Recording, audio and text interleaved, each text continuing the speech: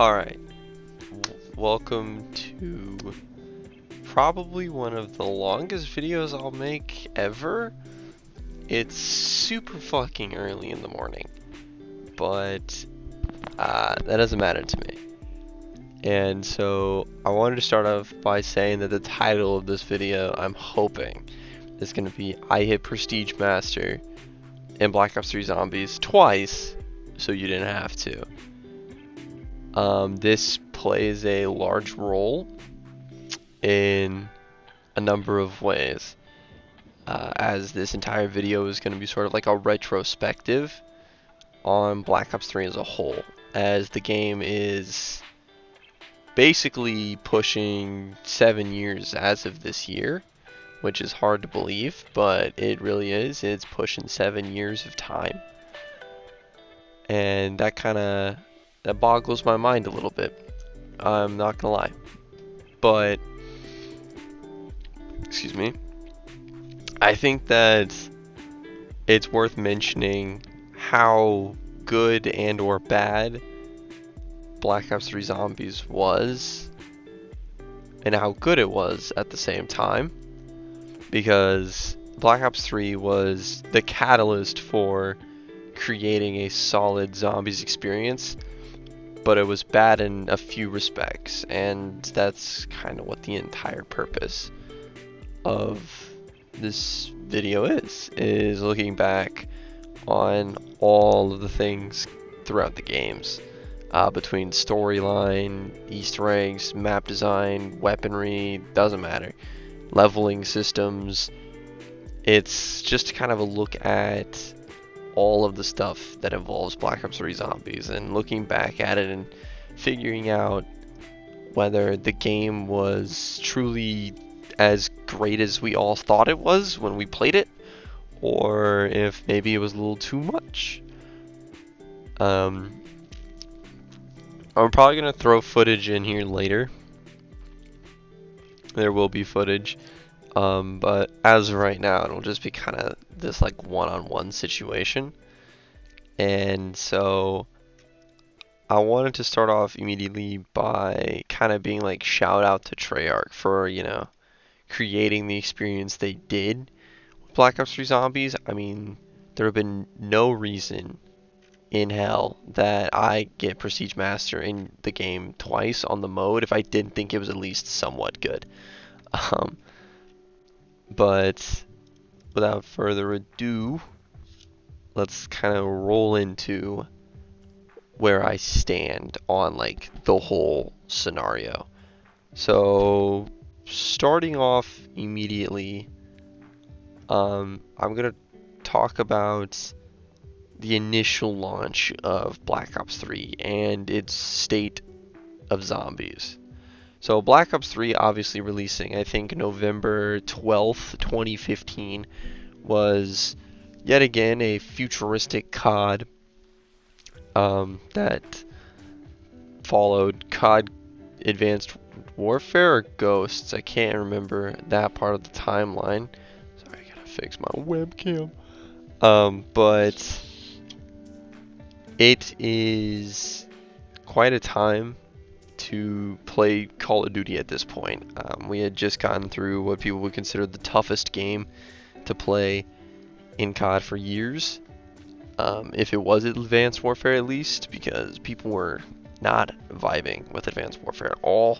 Exo Zombies was arguably one of the worst experiences in zombies, but it wasn't actually too terrible looking back at it. At least some of the maps weren't too terrible in my opinion.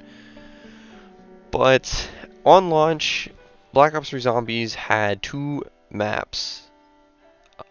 Two maps on launch. That is, of course, if you were a season pass holder, you had two maps on launch. If you were not, you just had Shadows of Evil, which was definitely one of the better maps made by Treyarch. They put their heart and soul into Shadows of Evil, and it shows. The map is intricate, it's beautiful where it needs to be. The storyline, where it plays in the storyline, is superb. the atmosphere, fantastic. Shadows of Evil is by far one of, like, pretty much like the magnum opus of zombies from Treyarch, which is hilarious considering that they still have gone on, obviously, to make Black Ops 4 zombies, Cold War zombies, and technically Vanguard zombies. But Shadows of Evil on launch, much like every game ever, did have some bugs, some glitches, and some toughness to it. For a new player experience, Shadows of Evil definitely fell short. I think, retrospectively speaking, it was not a new player experience, and maybe why the zombies community shrunk down to, you know, being more of the people that would continue to play it later on, because Shadows of Evil was not quite the proper introduction to zombies if you've never played zombies. It was such a difficult map. It was unbelievably hard. Between doing the rituals to unlock Pack-a-Punch, collecting the parts, surviving long enough to collect the parts, fully to build the Margot weapon, as well as figuring out how to do the Civil Protector if you were into that, getting all the zombie shield parts, figuring out that the perks are randomized. So, and the fact that it was like small corridors. The map was more compact than most other maps we've seen from Treyarch, at least going into Black Ops 3. Black Ops 2 maps were relatively open except for like Die Rise, parts of Mob of the Dead, but for the most part the Black Ops 2 maps were pretty open. But if you were a Season Pass holder who had access to the Giant, which is just Doris remastered for like the second or third time, obviously its playstyle is very noob friendly, if you will. Quite an original map, a good time to be around, that kind of thing. I definitely think in terms of enjoyment, new players would enjoy playing Doris or the Giant way more than they would enjoy Shadows.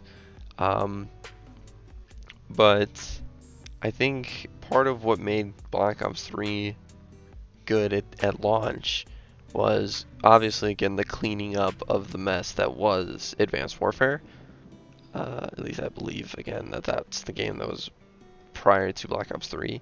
So they were trying to salvage what was pretty much a failure in most players' eyes from both a PvE and a PvP perspective. And Treyarch did a wonderful job. I think on launch, Zombies was very quality. However, I do obviously believe that it was more veteran status than it was noob friendly. But obviously, this would then hold everyone in the timeline about 3 months when they would release DLC 1, which I think was called Awakening at the time. I actually have no idea what the DLC names are. But in terms of Black Ops 3, you got Dreisendrach, or whatever, you know, the castle map.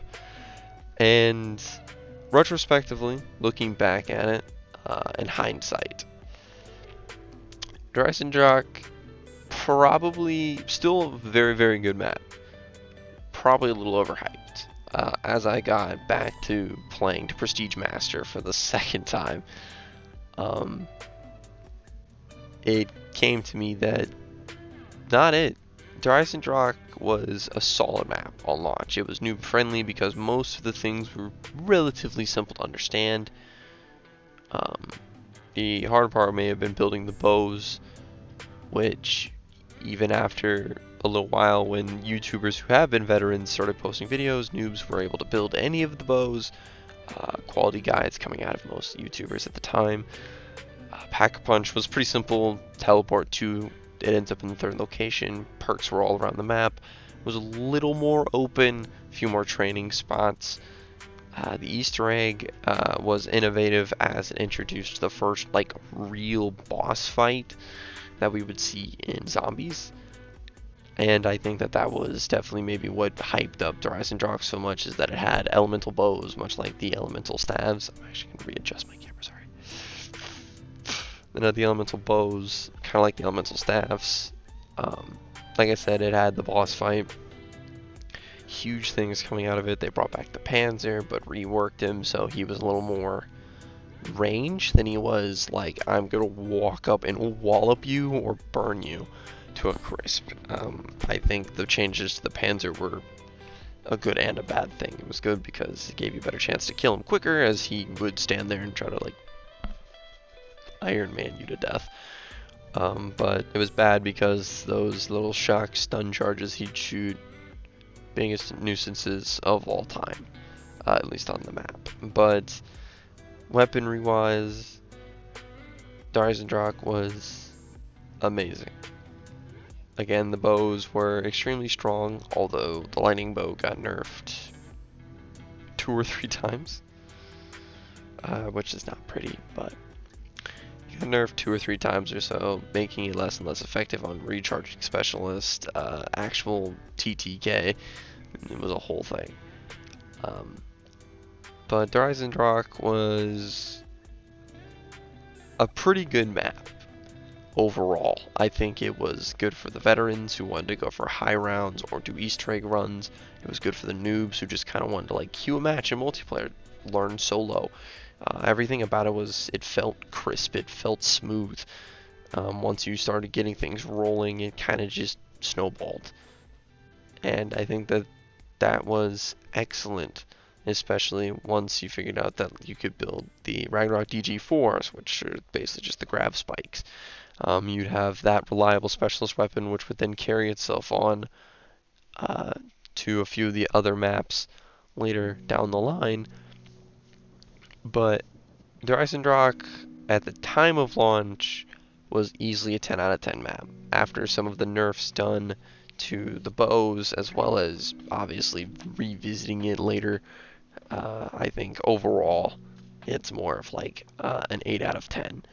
And like Shadows, 10 out of 10, regardless, as long as you're a veteran player. I think if you're a newbie, that's probably a 3 out of 10, because you might like the atmosphere, you might like the guns,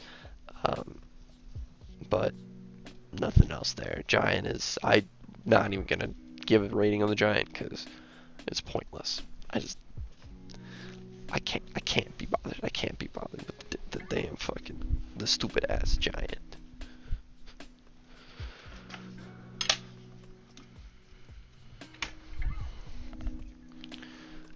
But then you end up with the second DLC, which is Zetsubo no Shima.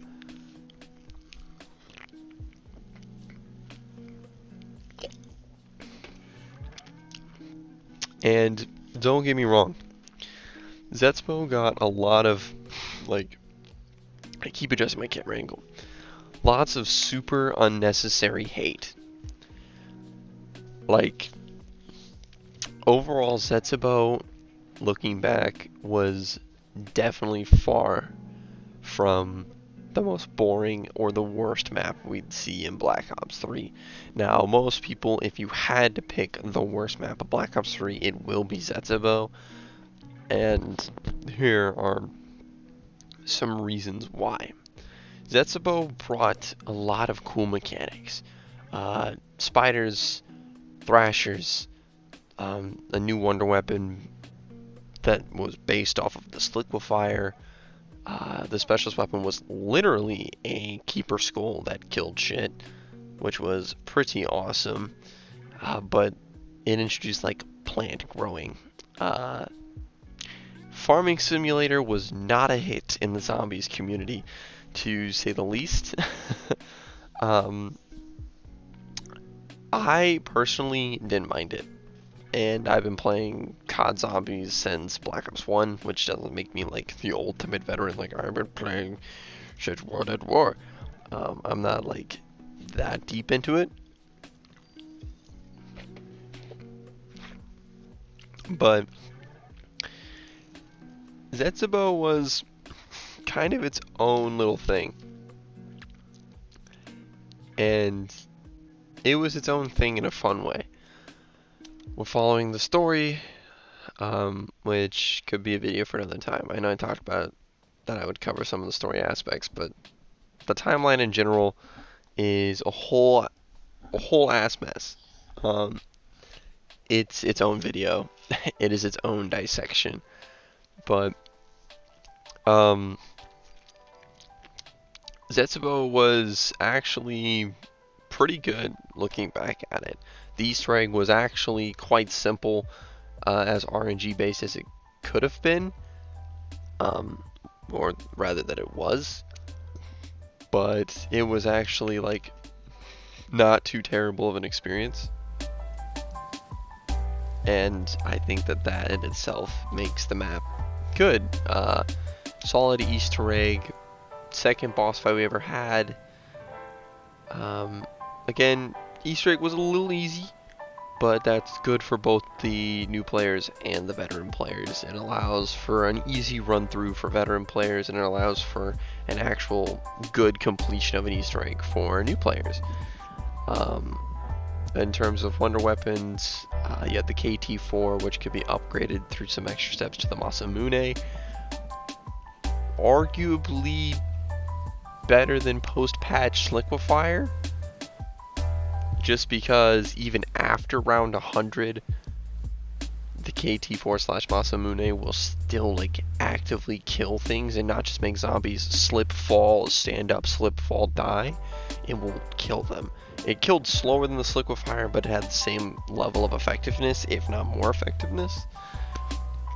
Skull of Non-Sopway, which was the specialist weapon, probably, I would say, better than the Ragnaroks.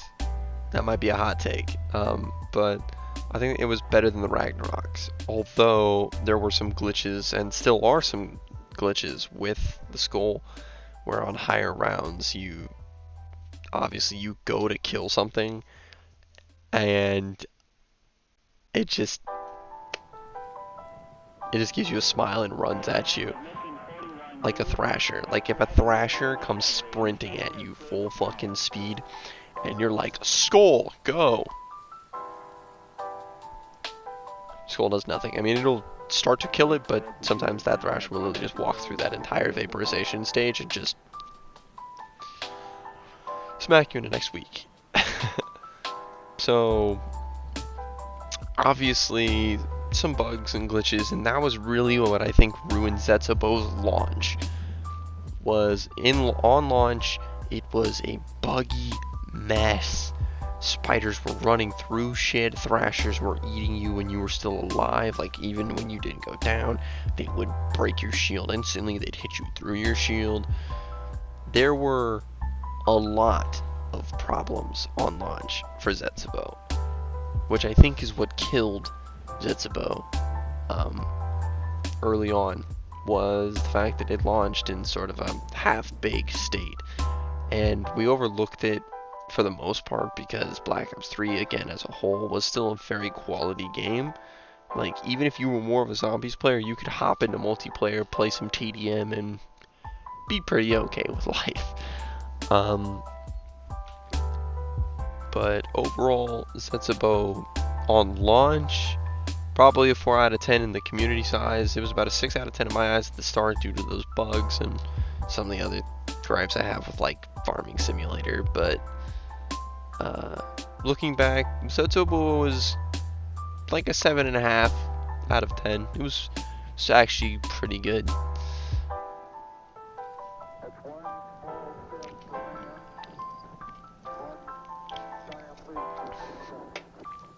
So, at this point, it's good for me to interrupt and say that I'm not including Zombies Chronicles at all. I get that it's technically in Black Ops 3 Zombies, but it's literally like Black Ops 1 and like World at War and some literally like one Black Ops 2 maps, right? They remaster Origins. That's it. Like, it's just those maps, and I don't feel the need to essentially talk about how they affected the game because they came out after the game's lifespan. Because most COD's lifespan is November to November. Zombies Chronicles, I think, came out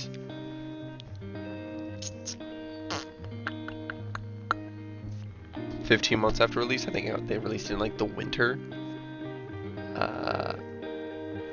When Infinite Warfare launched, I can't remember.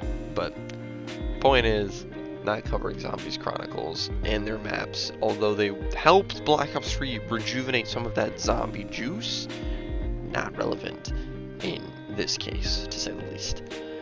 But after Zetsubo, we are brought to Garad Krovi,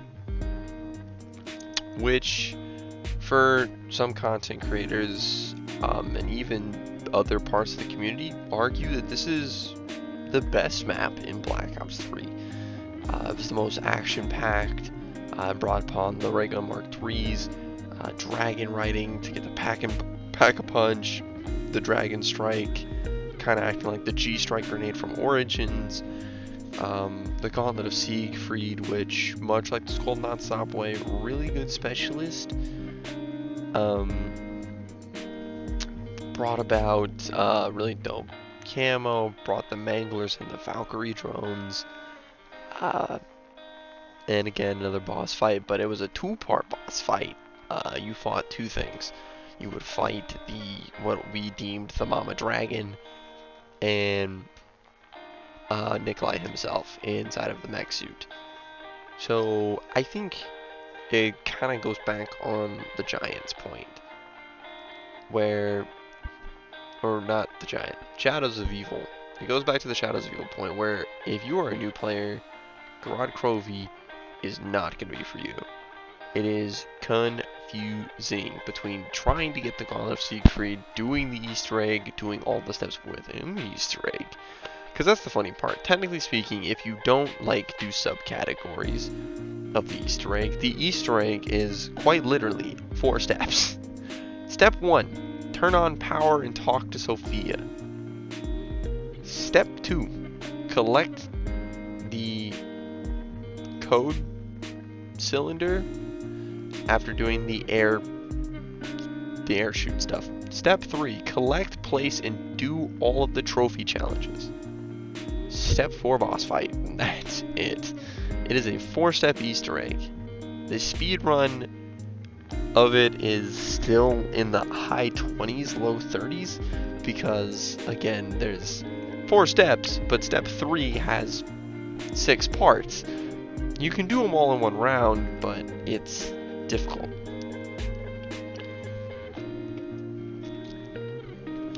Anyways, I digress. The Easter egg was difficult for veteran players and for new players. Way harder for newer players. Even for veteran players, there were some things that you could screw up on that could ruin your run, that could ruin the game. It was bad. Bugs were still obviously a thing. The number 1 bug on the day 1 Easter egg race was the gate dropping you into the sewer to take you to the boss fight arena. It could kill you with a barrier. And it wasn't pretty for a lot of people. And PlayStation players getting it 1 month in advance, they found pretty quickly that the games were unstable and they were crashing a lot, etc., etc. But I think Garad Krovi suffered from the overhype coming off of Zetsubo. Like I said, Zetsubo as a whole was sort of meh to the community, and so you release another map, as long as it plays better than quote farming simulator, people aren't gonna care. Like, they're just not. They're not gonna care what it plays like, what it does, which is dope if that's what you rock with. But for most people, that's just not the case. So Garad Krovi, I think, as a whole, is close to like a 9 out of 10. I think it's like 8.8, which I know you could round up and say 9, but it's like, once you look through it without the sepia tone glasses, you realize that Garad Krovi is a great map. Definitely fits the Black Ops 3 level. But due to its sort of close quarter combat, hard Easter egg, um, difficult to understand pieces and parts of things, probably not the greatest map for some players. And then that leads you to, well, the end of the story, the cycle, etc., etc., and the last DLC map of Black Ops 3 Zombies, which is Revelations. Revelations was the epitome of copy-paste, which is definitely its worst feature. There was still some changes done and whatnot to fit the map's vibe, but Revelations is just all of the other maps that people loved kind of shoved into one. Thrice and Drog, Shangri-La, Kino, Verruckt, Mob of the Dead, Origins, they were all just knocked. They're all just thrown into a map and kind of mushed together. So you had that, you had a hard Easter egg to go along with it because it was more of a scavenger quest than it was literally anything else. The boss fight was subpar for the close of the series. It was the easiest boss fight you will ever see in your life, because you legit kill zombies, fill the summoning key, throw it into Sophia, and then shoot the Shadow Man for about 10 seconds, and hold X, square, or F on a book, and that kills the Shadow Man, and that's it, Easter egg complete. But it brought about the first concept of a super Easter egg. For Black Ops 3, the super Easter egg was quite simple. You got an RK5 off the spawn infinitely from then on, playing the game, and for your first time completion of the super Easter egg, you got 1,000,000 XP, which is a lot of XP. It's about half a prestige. If you start from level 1, it's about half a prestige of XP, which is pretty good as far as most people are concerned. And so, what made Revelations so good in people's eyes? Number one, the Mark gun was back, and you could upgrade it. Meaning that you had a portal, literally a black hole gun, that would kill for longer. Although it already killed infinitely, it kills longer because the black hole itself lasts longer on the ground. So it would kill more zombies. The Thunder Gun came back, so people were like just woot about the Thunder Gun coming back as well.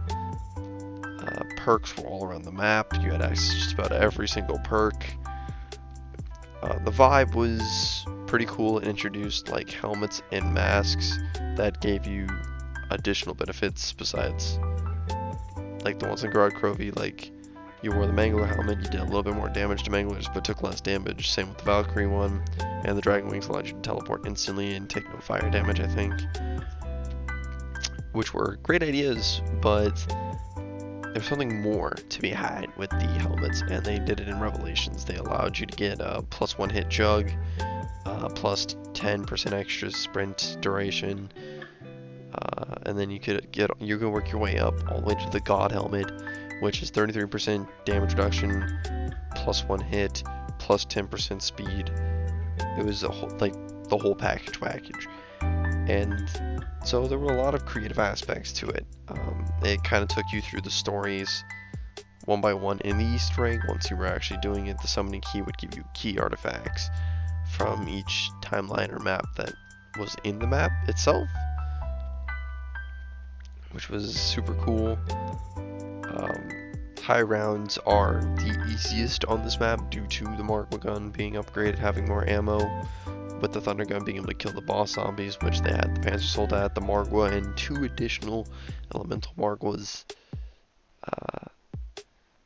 It was a quality map, to say the least, but I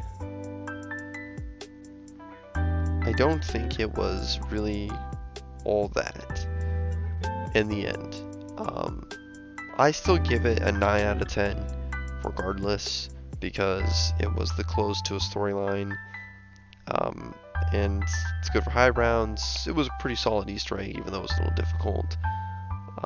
It was fun to see all the maps merge together. So overall, I liked Revelations, but that begs the question that started at the beginning. In retrospect, was Black Ops 3 Zombies really as good as everyone claimed it to be? And I think the overall answer is yeah. I think it lives up to its expectations, if not exceeded them in the zombies realm, and it set up a path of pioneering to see who could create the best zombies experience. The next year you'd see Infinite Warfare go through the steps of making a super Easter egg, but their super Easter egg would take the Gobblegum system, which I didn't mention, but Gobblegums definitely made the game way easier, but pay-to-winny in a way, so it was a definite downfall more than it was a positive. But they would take that Gobblegum system, kind of use it in their own way by calling it like candy, like Fate and Fortune cards. But Infinite Warfare Super Egg would give you Perkaholic on start. It would give you 25,000 points to start with. It was a super Easter egg, and you felt extra rewarded for it, which was definitely an added bonus. But I think that as Black Ops 3 paved the way for trying to create an experience like it, it also subsequently destroyed everyone's proceeding opinions on any of the other Treyarch titles. I mean, Black Ops 4 is seen as the worst zombies experience from Treyarch literally ever. Like, Cold War was arguably 3 times better than Black Ops 4 was in the community's eyes. Like, Cold War was boring for veterans because it was as easy as it was, but if you base it off of the general community, Cold War is going to outdo Black Ops 4 tenfold. And I think that's a good thing. But again, Black Ops 3 was this amazing creation, truly representative of like a magnum opus for a company. And that's excellent if you can recreate a magnum opus, you know, the end all be all of works, every single time you make a game. But for the most part, that's just not doable for most people's eyes, which kind of makes sense. And I think overall, Black Ops 3 was as good as people say it was. I mean, seriously, it was very good. It had some drawbacks, obviously, as does any game, but it really brought out the creative side of Treyarch, and I think that that in itself is positive. So now that they're all owned by Microsoft, I hope we can see that same kind of experience again. But I think in the end, in retrospect, yes, Black Ops 3 was really as good as we say it was as a community, because I mean, it was obviously good enough for me to play and get Prestige Master twice, and now because all other games right now are not that interesting to me, I'm willing to play this game and shoot for the level 1000 mark. I'm willing to dive into it so deep that I'm willing to give up so much time just to hit a number. And I think that that shows the experience itself is very, very good. But I think that's all for me. I hope you guys enjoyed sort of this, like, I guess it's more of an opinionated thing, obviously. Sort of like a looking back in the past kind of video. Again, something that probably should have worked on and made a long time ago. But this will be like my first attempt of doing something that's more, quote, creative in the YouTube world.